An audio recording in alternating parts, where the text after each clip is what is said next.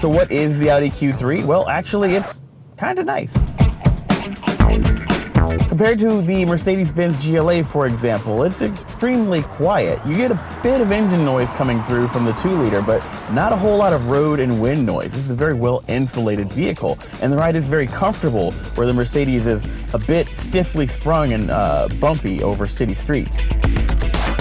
The upright and vertical seating position takes a little bit of getting used to. For me, it feels a bit weird, almost like I'm sitting on top of an Audi A3 as opposed to inside of a Q3. But a tall seating position and a commanding view of the road are sort of the point of this class. And so it's very easy to really get used to and appreciate like a better view of the road around you and ahead of you. Then, of course, we've got Audi technology, which is a bit of a mixed bag at this price point for Audi. You've got a bunch of really nice things, like their very powerful MMI dashboard technology that's going to pack a whole lot of very crisp graphics and snappy performance into a very neat and well-organized package.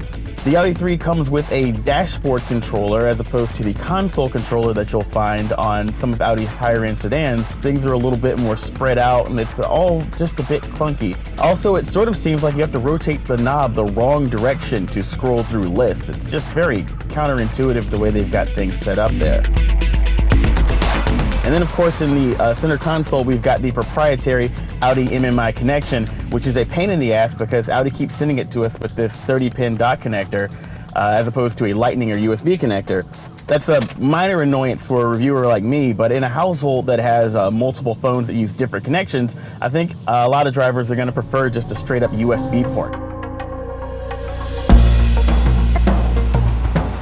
What it's not is, well, the most powerful car in this class. Under the hood, we've got a 2-liter turbocharged 4-cylinder engine. It's basically the same engine that you'll find in the Volkswagen Golf GTI, but slightly retuned. Here we've got 200 horsepower, 207 pound-feet of torque. But this is a significantly heavier vehicle than the Volkswagen Golf GTI. At around 3,700 pounds, it's about 700 pounds heavier than the small hatchback. So of course it feels a little less nimble, a little more hesitant. And even with our sport package, it doesn't feel particularly nimble. I mean, we've got a nice drive select button here that lets us toggle between sport, comfort, and automatic programs, but generally they all feel more or less the same, and that is a bit sluggish. We've also got paddle shifters and a sport program on the automatic transmission, which again don't really feel like they do much for the overall zest of driving. Now, if you're expecting driving dynamics from the Q3, well, you're probably better off spending your around $35,000 on a fully loaded Volkswagen Golf R.